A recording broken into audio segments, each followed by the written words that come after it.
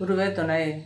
வாடிக்கையாளர்கள் அனைவருக்கும் வணக்கம். இன்றைக்கி நம்ம எதை பற்றி பார்க்க போகிறோம்னா, சிம்ம லக்னத்துக்கு சனி திசை என்ன பண்ணும் அப்படிங்கிறத பற்றி பார்க்க போகிறோம். சிம்ம லக்னத்துக்குலாம் வந்து சனி பகவான் வந்து கெட்டவராக தான் வராரு. 6, 7 கூடியவராக வராரு. 6ஆம் இடத்துக்கு என்ன ருணரோக சத்ருஸ்தானம்னு சொல்கிறது. அந்த இடத்துக்கு அதிபதியாகவும் 7ஆம் இடத்துக்கு வந்து கலஸ்தர வீடு கலஸ்தர ஸ்தானாதிபதியாகவும் வராரு. அப்போ இவர் வந்து எங்கே இருந்தால் என்ன பலனை செய்வார் அப்படிங்கிறத பற்றி தான் இப்போ நம்ம பார்க்க போகிறோம். அதாவது சிம்ம லக்னத்துக்கெலாம் சனி பகவான் வந்து லக்னத்திலே இருந்தால் என்ன பண்ணுவார் அப்படிங்கிறத பற்றி பார்க்கலாம். லக்னத்திலே இருந்தார்னா தசையை நடத்தினா தான் லக்னத்தில் இருந்தாருன்னா தசையை நடத்தினா தான் கெடுதல்கள் செய்வாரே தவிர, திசை நடக்கலைன்னா அந்த கெடுதல்கள் வந்து நடக்காது. நல்லாயிருக்கும். லக்னத்திலே இருந்தாலும் அது பிரச்சனை இல்லை. அல்லது இளம் வயசில் அந்த திசை நடந்தாலும், இளம் வயசில் அப்படி அந்த திசை நடக்கணும் அப்படின்னா, இவங்க சிம்ம லக்னக்காரர் வந்து ஒன்று விருச்சிக ராசியில் அனுச நட்சத்திரமாக இருந்தால் இள வயசில் நடக்கும். அல்லது கடகராசியில் பூச நட்சத்திரத்தில் இவங்க இருந்தாங்கன்னா, பூச நட்சத்திரமாக இருந்தாங்கன்னா சின்ன வயசுலேயே சனி திசை நடக்கும்.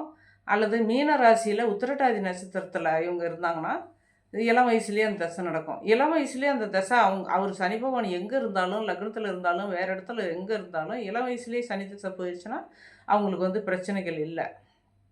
அதே வந்து ஒரு குடும்பம் ஆன பின்னாடி லக்னத்தில் இருந்து திசையை நடத்தினார்னா குடும்ப சிக்கல்கள் உண்டு பண்ணுவார். ஏன்னா 7ஆம் அதிபதியாக வராரு. 6க்கும் அதிபதி 7க்கும் அதிபதியாக வராரு. அப்படி வந்தாலும் லக்னத்தில் இருந்தார்னா அந்த தசை நடக்கும்போது குடும்ப சிக்கல்கள் உண்டு பண்ணுவார். ஏன்னா 7ஆம் இடத்த அந்த லக்னத்துலேயே இருந்தால் 7ஆம் இடத்த சனி பகவான் பார்ப்பார். அப்போ மனைவிக்கு உடல் நலத்தை கெடுக்கிறது, உடல் நலத்தை கெடுத்து நிவர்த்தி பண்ணுறது, இதெல்லாம் வந்து குரு பார்வையில் இருந்ததுன்னா மனைவி ஸ்தானத்தை 7ஆம் இடத்த குரு பார்த்தாலோ அல்லது லக்னத்தை குரு பார்த்தாலோ அது லக்னத்திலே சனி பகவான் இருந்தாலும் அது கெடுதல்கள் வந்து நடக்காது. அதே 2ஆம் இடத்துல சனி பகவான் இருந்தார்னா 2ஆம் இடம் அப்படிங்கிறது புதன் வீடு இந்த சிம்ம லக்னத்துக்கு. அப்போ அந்த வீட்டில் சனி பகவான் நட்பு வீட்டில் இருக்கிறாரு. நட்பு வீட்டில் இருக்கும்போது தசையை நடத்தினார்னா அதிகம் கெடுதல்கள் வந்து செய்ய மாட்டார். அது குடும்பஸ்தானம், தனஸ்தானம், வாக்குஸ்தானம், அது எந்த ஸ்தானமாக இருந்தாலும் நட்பு வீட்டில் உட்காந்துருக்கும்போது அவர் தசையை நடத்தினாலும் அவர் வந்து கெடுக்க மாட்டார். குடும்பத்தை கெடுக்க மாட்டார், படிப்பறிவை கெடுக்க மாட்டார், பணத்தை கெடுக்க மாட்டார். தனஸ்தானம்ங்கிறது அந்த மாதிரி 2ஆம் இடத்துல இருந்தார்னா நல்ல பலனை தான் செய்வார். அதே 3ஆம் இடத்துல இருந்தார்னாலும் அது 3ஆம் இடங்கிறது வந்து உச்ச வீடு. உச்ச வீட்டில் இருந்தார்னாலும் சனி பகவான் வந்து அவ்வளோ கெடுதல்கள் செய்ய மாட்டார். ஏன்னா உச்ச வீட்டில் இருந்தாலும் வந்து 7ஆம் இடத்துக்கும் தொடர்பு இல்லை, 2ஆம் இடத்துக்கும் தொடர்பு இல்லை, லக்னத்துக்கும் தொடர்பு இல்லை. அப்படிங்கும்போது அவர் தசையை நடத்தினார்னா நல்லது தான் செய்வார், கெடுதல்கள் செய்ய மாட்டார். யோக பாக்கியத்தையே தான் கொடுப்பாரு.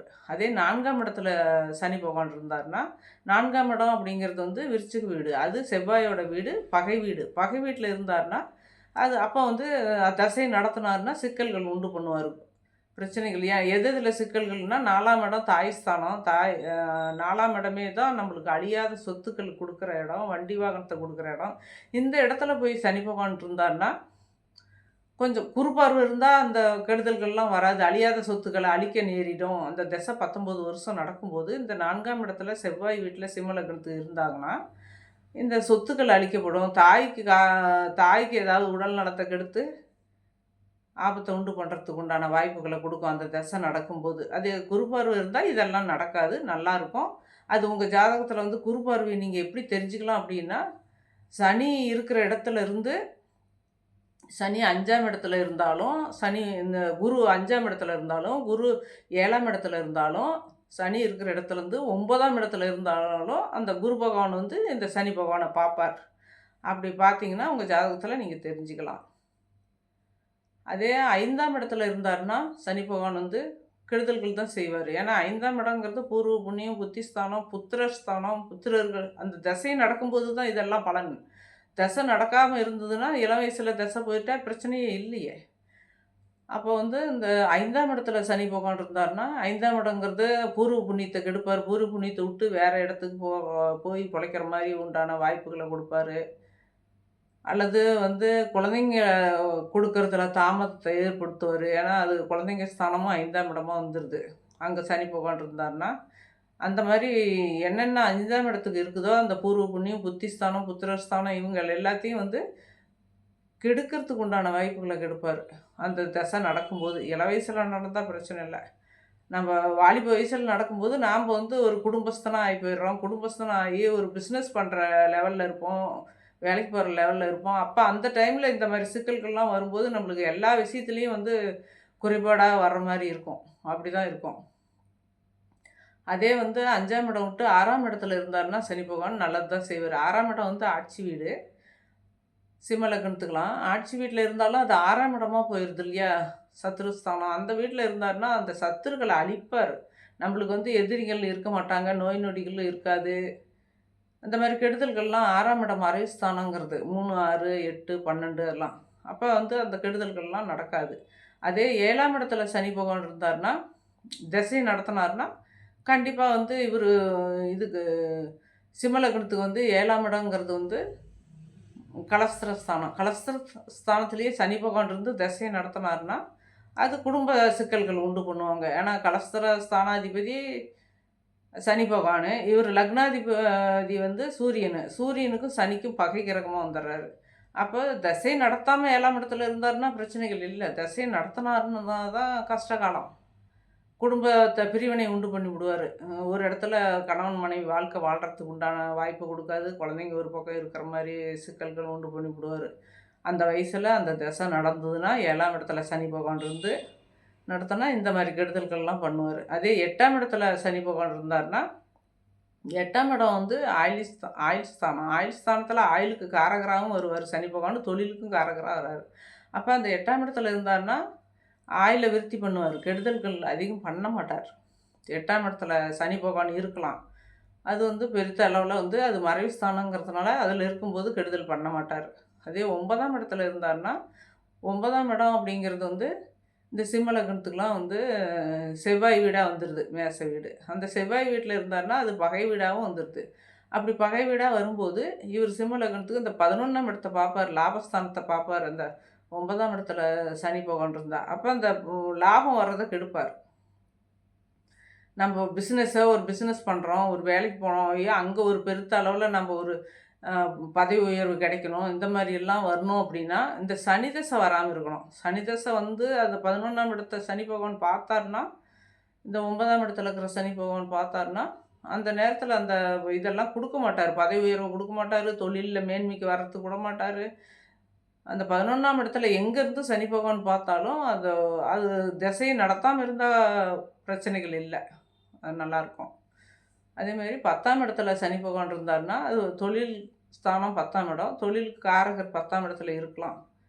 இருந்தா ஒண்ணும் அதிகப்படியான வந்து கெடுதல்கள் வந்து நடக்காது. அது நட்பு வீடாவும் இருக்கு. சுக்கிரன் வீடாவும் இருக்கு. சிம்ம லக்னக்காரருக்கு 10ஆம் இடம் வந்து சுக்கிரனுடைய வீடு. அந்த வீட்ல சனி பகவான் இருக்கிறது நல்லதே தான் செய்யும். கெடுதல் செய்யாது. ஏன்னா 3ஆம் பார்வையா அவர் 12ஆம் இடத்த தான் பார்ப்பாரு. 12ஆம் இடம் விரயஸ்தானம். அது 12ஆம் இடத்த பார்க்கலாம். அது தப்பில்ல. நல்லாயிருக்கும் 10ஆம் இடத்துல இருந்தாருன்னா. அதே 11ஆம் இடத்துல இருந்தாருன்னா, லாபஸ்தானம். லாபஸ்தானத்தில சனி பகவான் இருந்தாருன்னா, தசை நடத்தாம இருக்கலாம். நல்லாயிருக்கும். தசைய நடத்துனாருன்னா, அந்த 3ஆம் பார்வையா நம்ம லக்னத்தையே பார்ப்பாரு.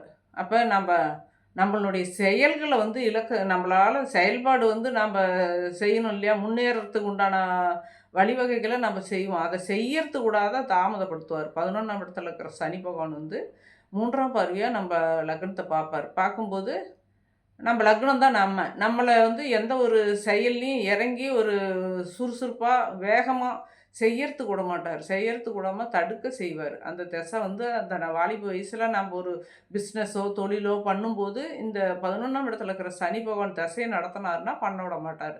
அதே வயசான பின்னாடி நம்ம லக்னத்த பார்த்தாலும் பிரச்சனை இல்ல. திசைய நடத்துனாருன்னா 11ஆம் இடத்துல இருக்கிற சனி பகவான். இளம் வயசுல திசை நடத்தினாலும் பிரச்சனை இல்ல. ஆனா, அந்த வாலிப வயசுல நடத்துனாருன்னா 11ஆம் இடத்துல உள்ள சனி பகவான் நம்ம லக்னத்த பார்க்கறதுனால, அப்ப அந்த டைம்ல வந்து நம்மளுக்கு வந்து எல்லா விஷயத்துலயும் தாமதப்படுத்துவாரு. என்னென்ன நம்ம செய்யணும், என்னென்ன பிஸ்னஸ் பண்றோம், குடும்பத்த நடத்துறோம், மற்றது வேலைக்கு போனாலும் அங்க வந்து பதவி உயர்வ குடுக்க மாட்டாரு, இழுக்கடிப்பாரு. இந்த மாரியெல்லாம் சிக்கல்கள்லாம் வந்து உண்டு பண்ணுவாரு. அதே 12ஆம் இடத்துல சனி பகவான் இருந்தாருன்னா, 12ஆம் இடத்துல இருக்கலாம். எப்பயுமே வந்து சனி பகவான் வந்து பாவகிரக வரிசையில இருக்காரு.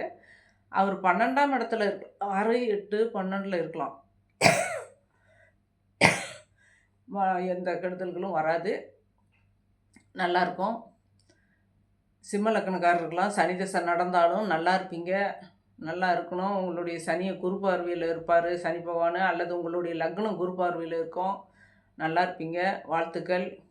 வீடியோ பிடிச்சிருந்தா சப்ஸ்கிரைப் பண்ணுங்கள். பக்கத்தில் இருக்கிற பெல் பட்டன் அழுத்துங்க. உங்களுக்கு தொடர்ந்து வீடியோ வரும், பார்ப்பீங்க. வாழ்த்துக்கள்.